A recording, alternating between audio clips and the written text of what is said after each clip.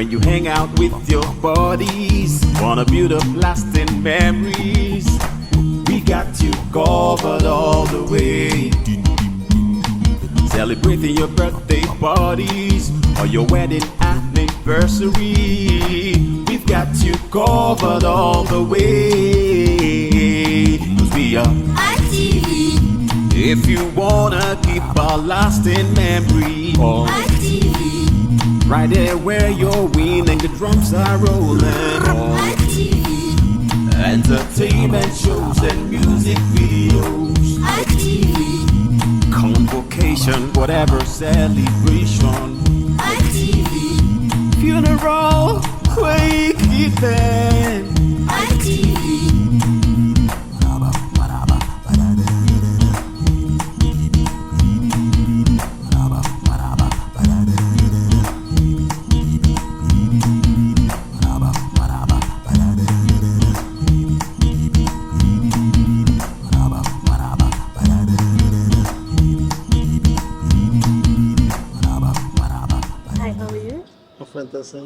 I'm good.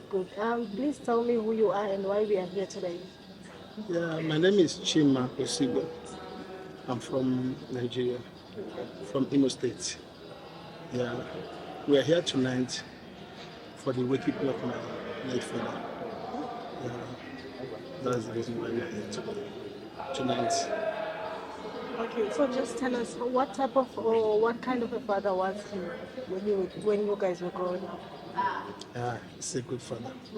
He's a good father, very, very good. I'm not praising him because he's my father. He was my father.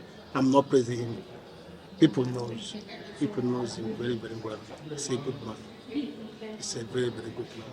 So I can't tell lies. He's a good man. Yeah. And he loves his children. Okay, so since your father is late, what word of encouragement do you have for your siblings? Yeah, actually, I'm not the first one or the last one. I've been telling them to convert, to be courageous, because we lost him. There's nothing we can do. So we pray to God Almighty to receive him in his bosom. So that's it. To God be the glory. Yeah, thank you so much for having us at TV, and we'd like to pass our condolences to you and give you the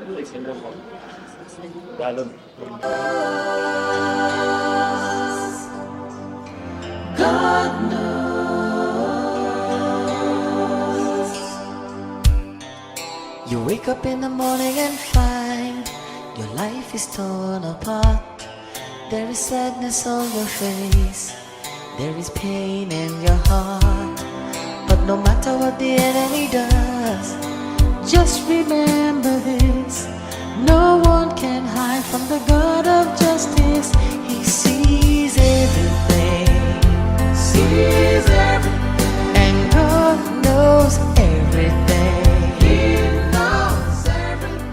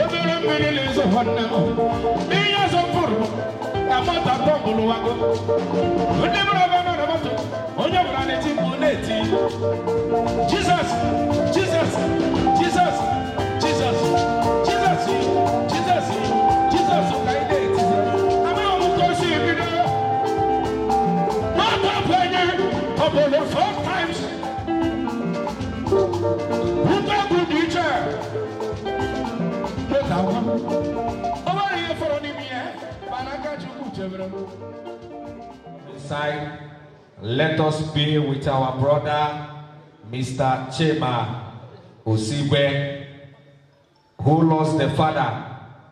You know, the Bible made us to know it is better to go into the house of mourning than the house of Mary. Cry when your brother is crying. Cry when your sister is crying. Rejoice when he or she is rejoicing. So we are here today to mourn and also cry with our brother, Mr. Chema, who lost the father in the cold hands of death at the age of 87 years. Well, I will say glory be to God for a life well spent, because 87 years is not 87 days. You know, in this world, we have 3 stages of life. We have 3 stages of life. This man here has passed 1st stage, the 2nd stage.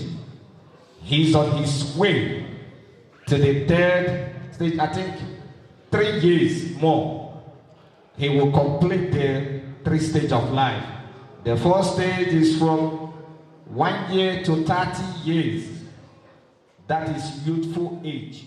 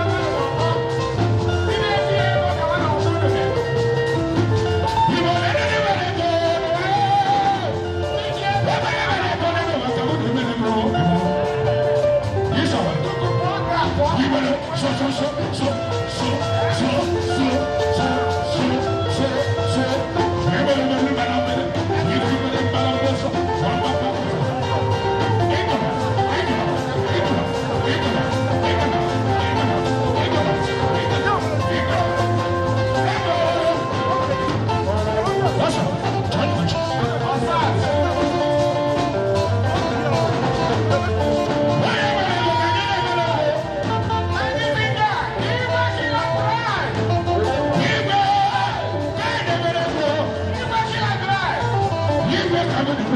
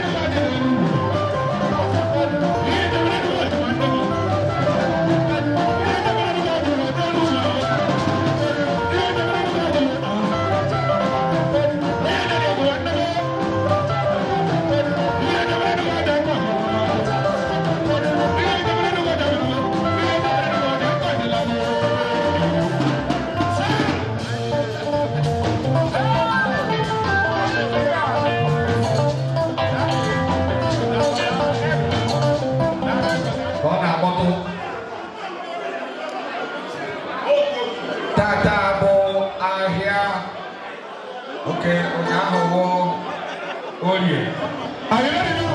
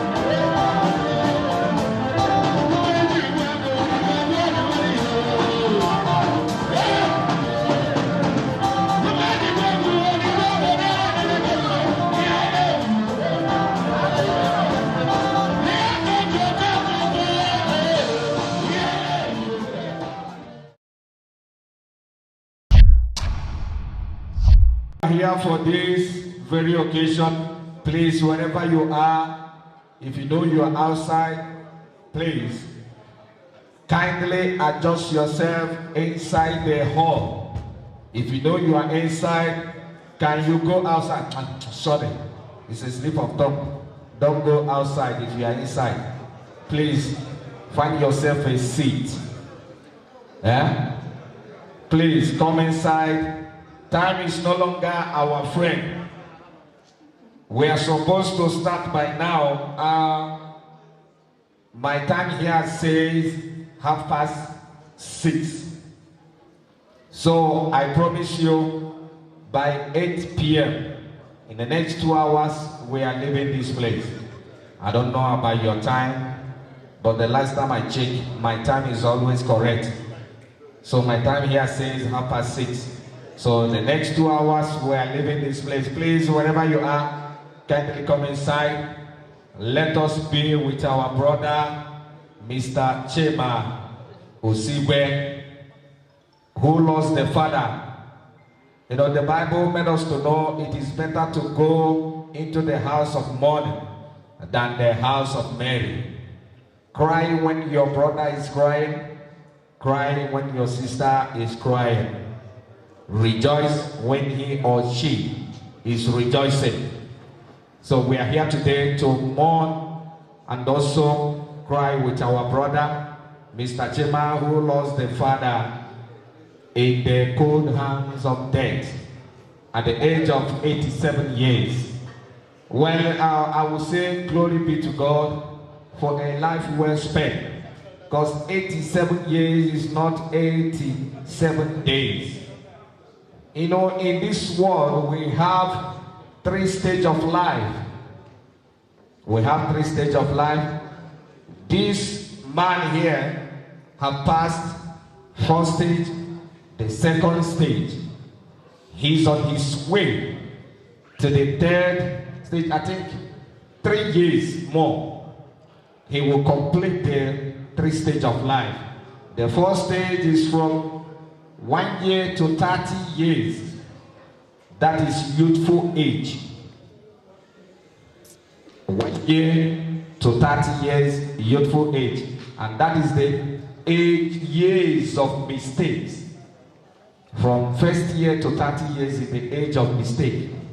When you are a youth, you do a lot of things, even without even thinking. Whether that is year to 30 years. Now, after 30 years, from 30 to 60 is the 2nd stage of life. 30 to 60 is the year of,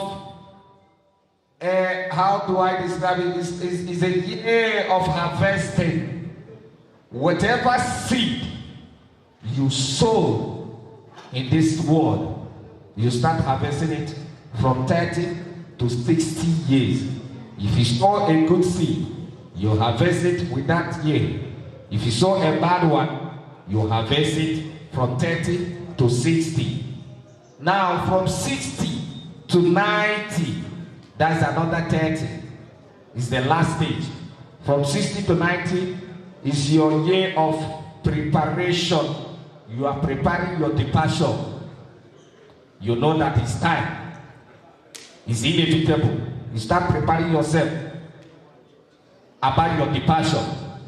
You start going for your passport, applying for your visa, and also your boarding pass you will use to depart this Mother Earth. So my brothers and my sisters, I don't know the mistake you have made your past 30 years. Or maybe you're on your way now to 2nd stage, 30 to 60. If possible, you can still amend it. You can still, there's still time. You can still correct any mistake before your departure.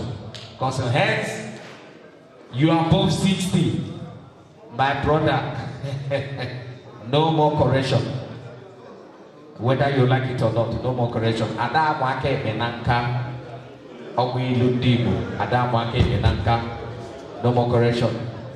Ejimohera nana mata, my good and lovely, and also my own personal in-law, big in Nigeria.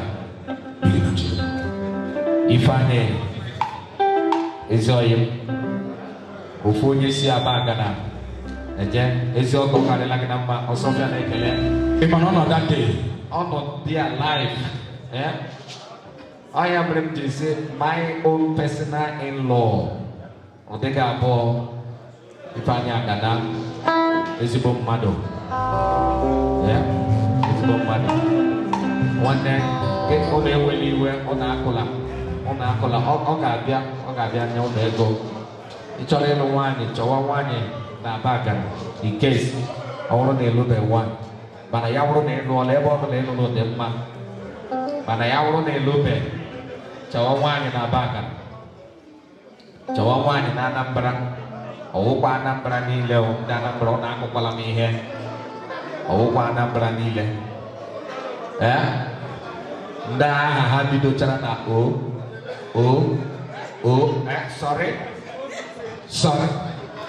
sorry okay go no bidrona really well on the eh ode me guy have ya corona how more on So my brothers and my sisters, we are here to celebrate the life well spent of our late Chief Victor Lemchukwu Osigwe or Hamatike 1 Donkwele. This man is a teacher. He is a teacher. Yapiaga talent. Bona kishi. Give with them on them. Oha. Public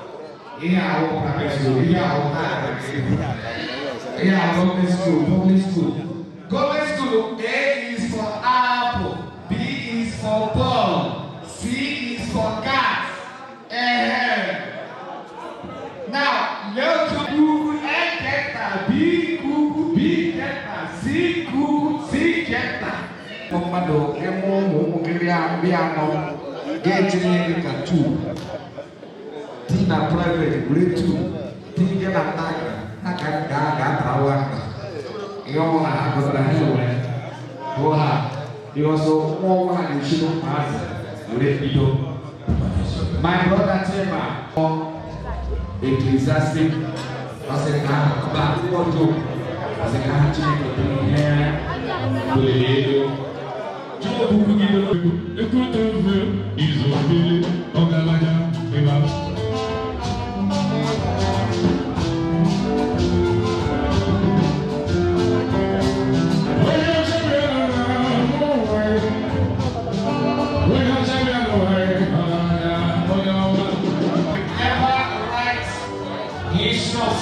of Sophia here in South Africa, without mentioning this young man, without mentioning this man, Magnifica.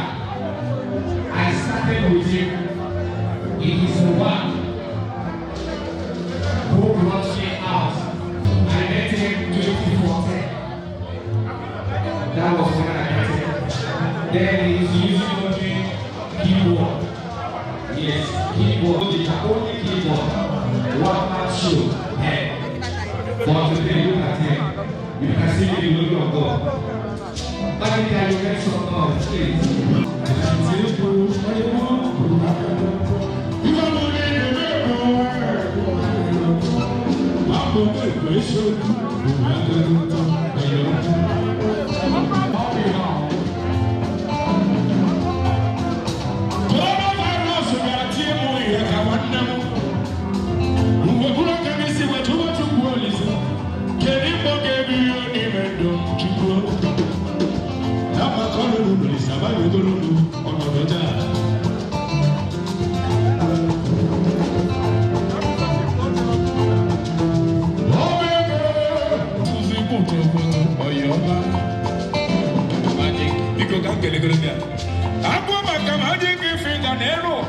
Without that cafe, what if you get one of the matcha? Epesena. Okay, one go. You will hold back the Mobuchi. Oh, bless you. I'm over there. What you want? I don't know. What you say? Which are the one name? One teacher. I know. Yes. Thank you. Oh, we go. I'm better than my Canadian did na Zoo police station or Naco police station, police. Yeah. What did I get rich also for people you can put over there? Oh, you cannot. Oh, one. Yes. I'm making my own person. Itego, Nokele, Yana Lawyer, Ochiora, First Lady, the President General. Obogotomada Imo worldwide. Because can you join us together? She's a leader. She is a role model. Yes. Adriana Michinolo or National Welfare Association. She is also a leader. I celebrate you today. I celebrate you. The charity. Obogotomada Imo worldwide. You are in the spirit. Oh yeah. All right. Let me Sakura again. One day, no South Africans here. Wait, that is what I mean. South Africa is a region. It's not the name of a country. No, it's the white people that impose that name. What is South Africa? Imagine me now, I say Nigeria, I will be answering the West Africa.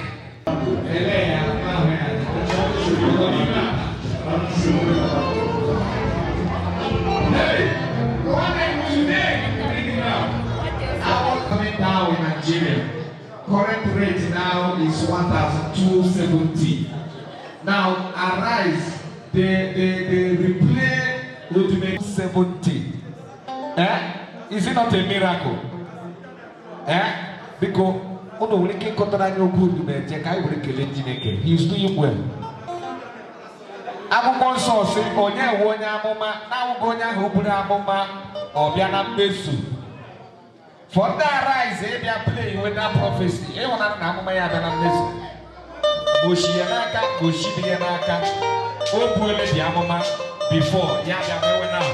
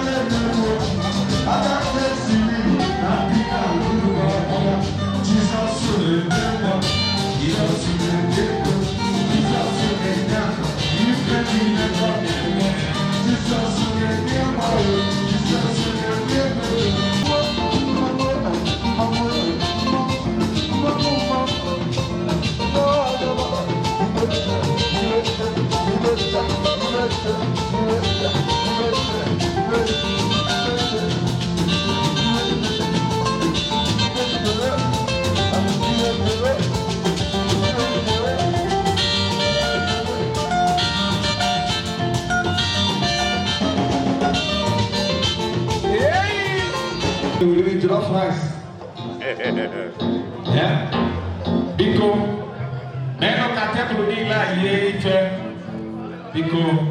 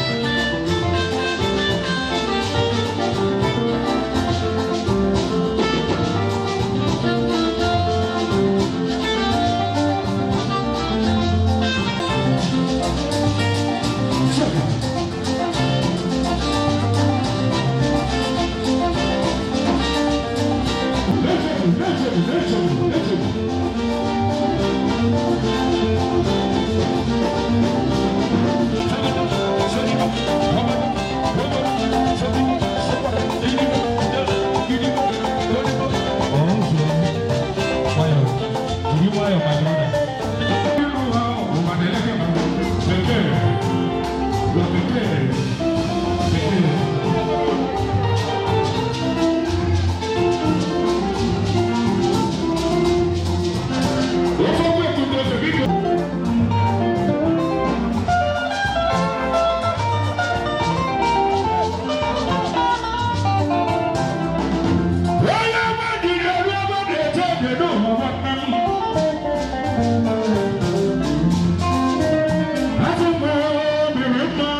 Thank you, Kenneth.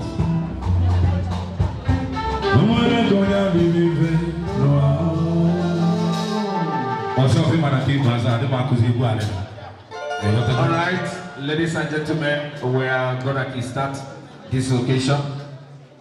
I believe the people will be waiting for has arrived. So, our God is good. I have it at the back of my mind that tonight is a night where we are mourning with our brother. The Bible said in Ecclesiastes chapter 7, verse number 2, it is better to go to a house where there are mourning than where there is a party. Hallelujah. And one thing that we need to know, and the Bible said there is a time for everything. There is a time to born and there is a time to die.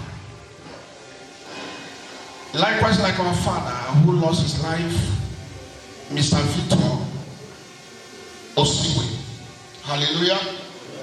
The life our father have lived is a life of celebration, which most of us are here tonight wish to live till 87 years old, which that numbers of years is not easy. But we pray to the Father tonight that as many that believe that we live till 87, you will get them in the name of Jesus. There is nothing God cannot do. All is I just believe. And when you believe, everything will be possible in the name of Jesus. Close your eyes as we just sing one song to God before I pray. We are say you thank you, Jesus. Thank you, my Lord. We are say you thank you, Jesus. Thank you, my Lord. We are say you thank you, Father. Thank you, my Lord. We are say you thank you, Jesus. Thank you, my Lord. We are say you thank you, Jesus. Thank you, my Lord. We are say you thank you, Jesus. Thank you, my Lord. Father, we thank you. Just a popular scripture, Romans chapter 14, verse number 7. The Bible said that if we live for the Lord. And if we die for the Lord. So the bread which we breathe belongs to God. Hallelujah. So if we live for God. And if we die also, we die for Him. So the bread which we breathe is given by God, not by man. Hallelujah. So when God decided to take mankind away, nobody can question Him. And when you read the book of Job, and the Bible said that God give it and God took it. In Ecclesiastes chapter 12, verse number 7, the Bible says that the soul returned to the earth. Rather, the spirit returned to God. So when God gives and God takes it, nobody had the answer or question to ask God. Hallelujah. Lift up your voice. Father, we thank you. Father, as we commit this occasion before you, take control and take dominion in the name of Jesus. Father, we pray tonight that every spirit that come uninvited, let that spirit be arrested in the name of Jesus. Father, we pray that as we are celebrating the departure of our Father, Father, also no soul shall die sudden death in the name of Jesus. As we go, may we go in peace. I cover everyone here tonight with the blood of Jesus. We will not die. Thank you, Holy Spirit.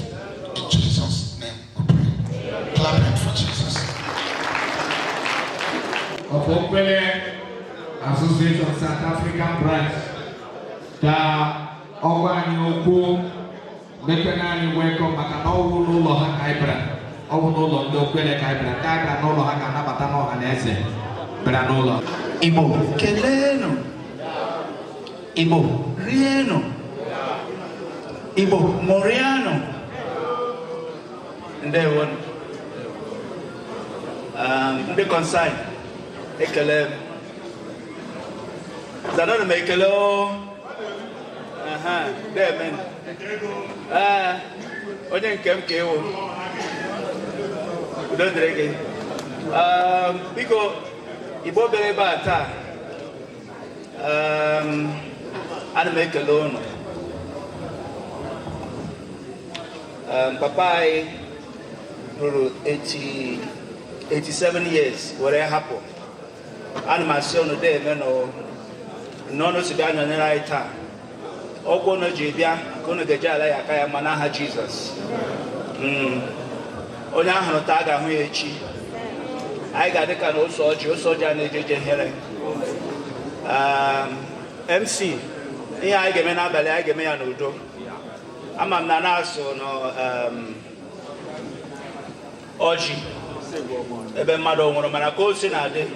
Biko Chima si wepụtasịa na ọjị nọ na kichin ma mmanya ma ihe niile.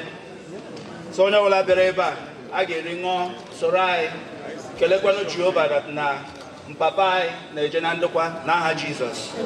Ndewo. No, the media team this evening, the people that are recording, covering everything medially, no other people but Act Television Worldwide, Act TV Pty. It's on YouTube, Instagram, WhatsApp, Telegram, Facebook. I don't even want to why they believe in Act Television.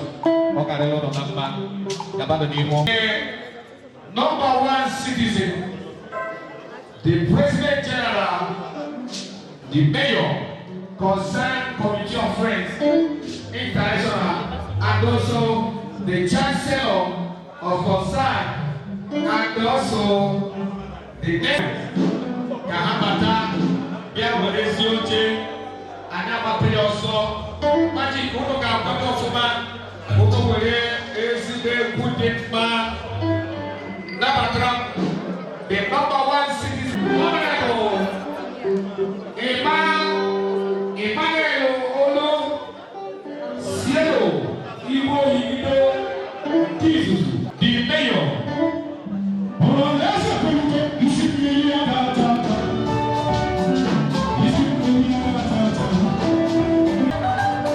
The chancellor, committee concerned committee of friends.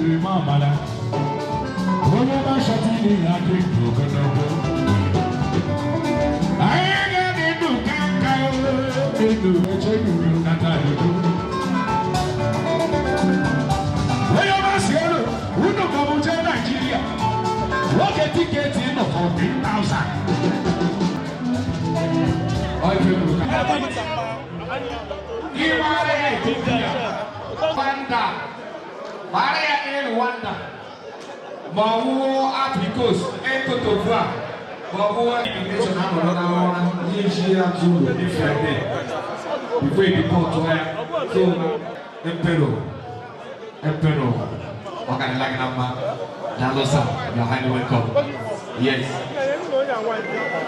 This is our condolence register. Your support to go and give the father a befitting burial.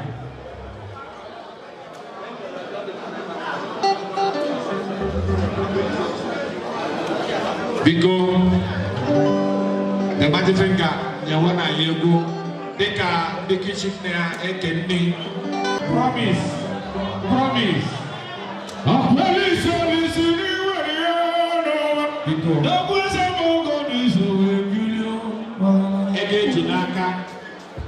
Egejinaka biko iji mmanya saa tụọ ihe a na-akọ egejinaka ka ọsa a ga-ego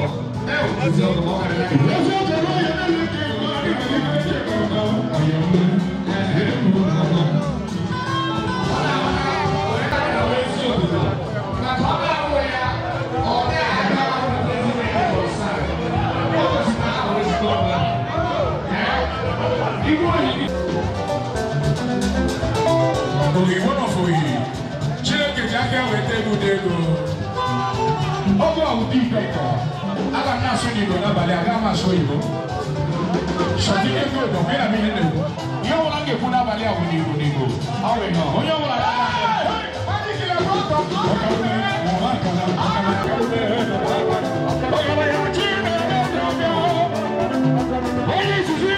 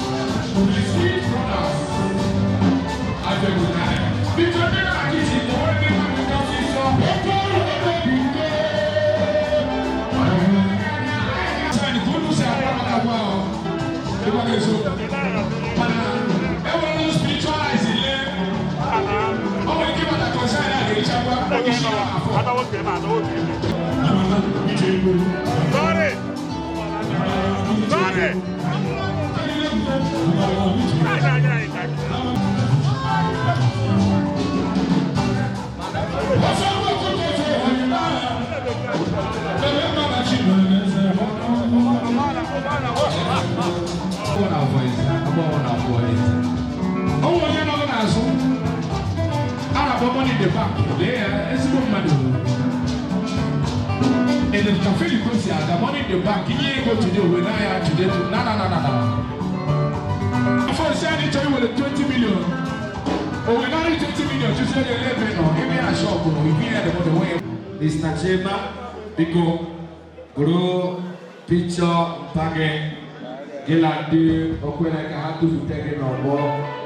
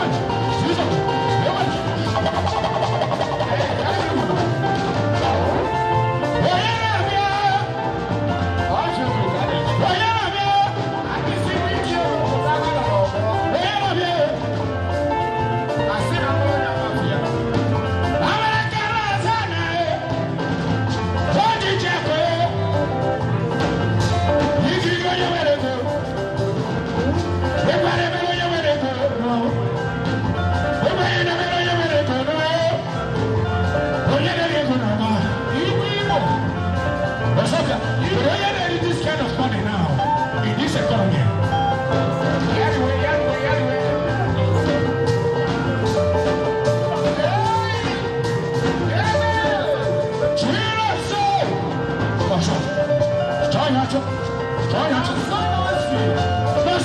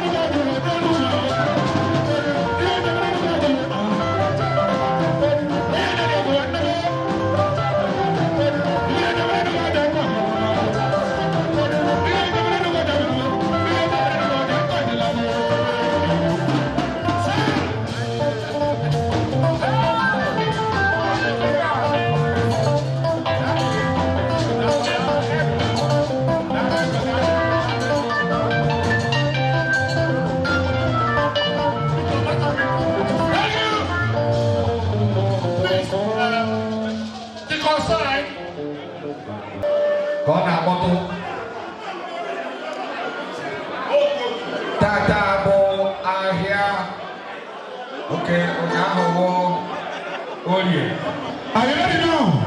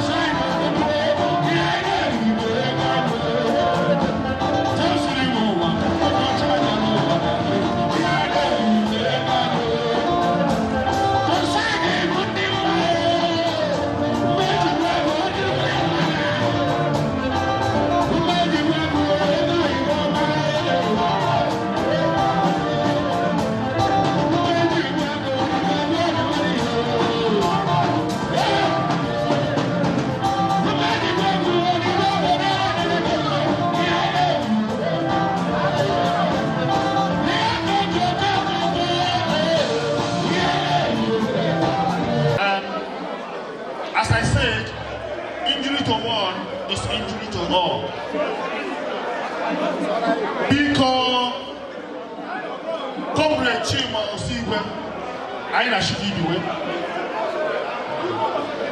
I na she give you. I am my own partner. But all my partner, on behalf of the Consent Committee of Friends and their present, the Mayor, the Chancellor, our Emeritus President, our internal patrons and all the patrons, and all the members of the Executive and the Consent Committee of Friends entirely, please take heart.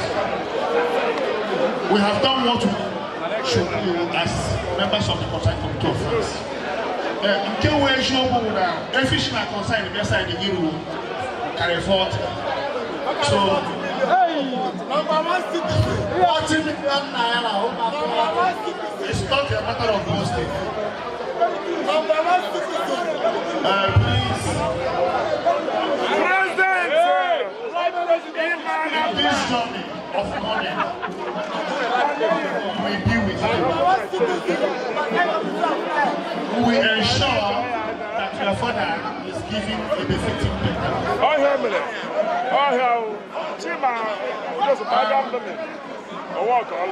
For the interest of all of us here,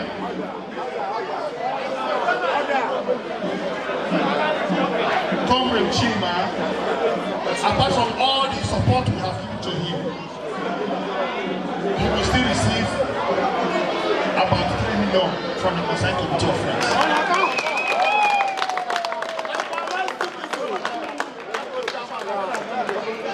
Consent is a club to belong to, but you must qualify. You must be qualified. You must qualify. My brother, You must be eligible to belong to Consent Committee. Now, so it is. Please, I'm going to give a minute to the emeritus. Please hand over the ticket.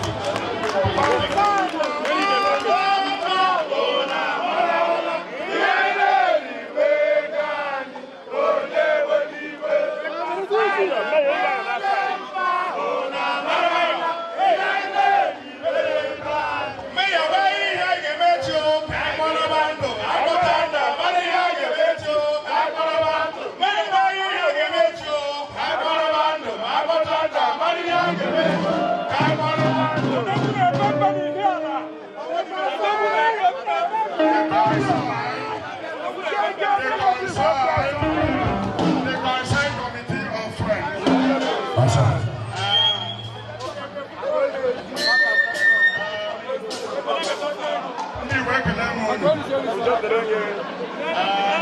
All I know on the Consent Committee of Friends.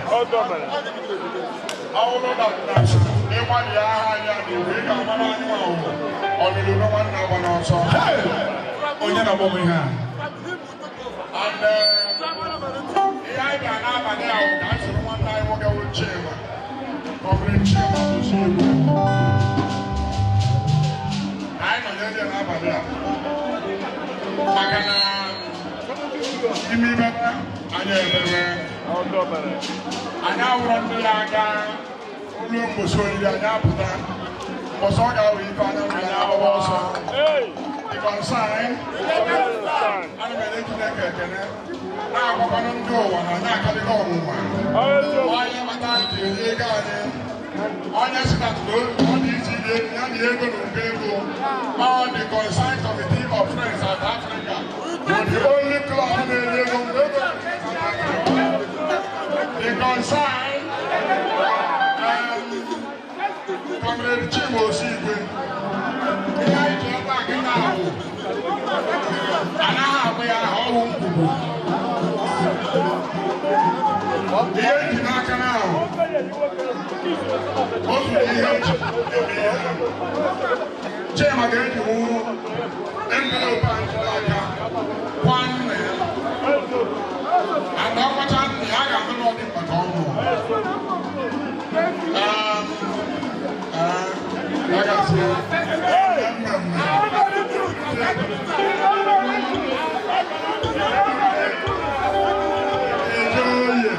I'm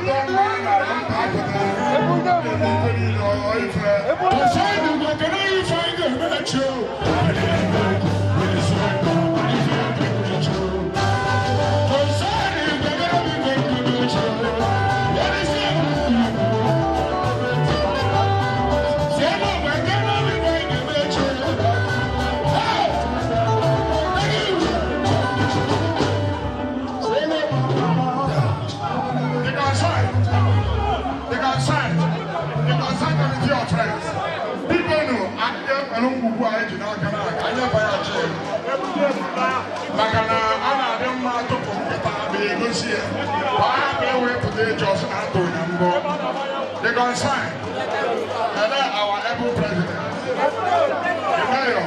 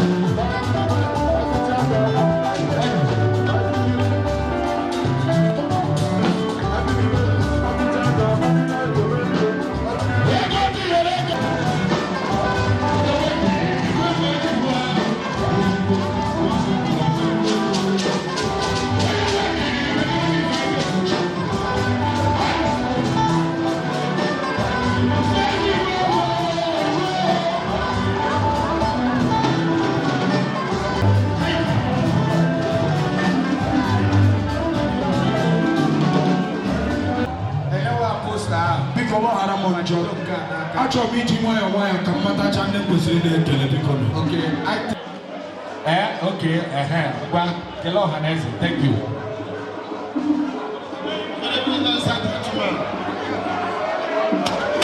Good evening, ladies and gentlemen. Yeah, I'm here to thank everyone here, both the ladies and the gentlemen.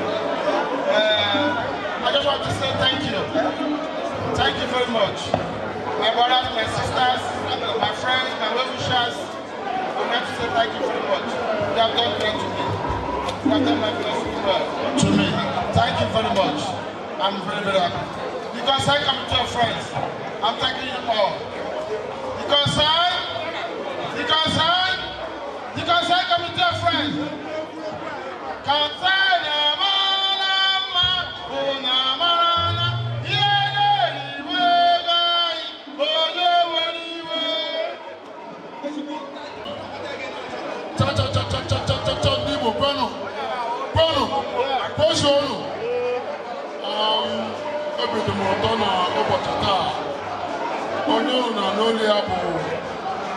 Emperor Lemchukwu, the patron, Open Association South Africa, the patron, Prestige Brothers International, the councillor, the Light Brothers International, the incoming chief,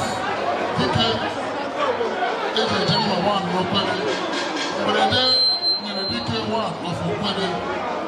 Asị ụkwụ onye pịa n'ụbọchị taa ọ ga-eji anọ n'aha Jizọs.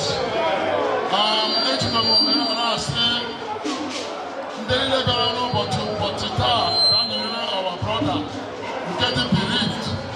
Ana m asị ebe ọ bụrụ na si weta ego a Chineke ga-eme ya mezuo ya ebumnobi ụnụ mekwere ya gaziere ụnụ n'aha Jizọs. Biko nọ from Okwere, from our national president by the name of Kenny Azarike, Kawike, Yonu, vote of God, thanks. Because our president, Okwere Association South Africa. Igbo Keleno, Igbo Rieno, Igbo Moreano. Biko Igbo dị Igbo ndị niile n'ebe a taa ana m ekele ọnụ nke pụrụ iche mụ na-emele na isi anyị bịakwara n'oge na-alakwado n'oge Jehova ya nara otuto onye ahụrụ taa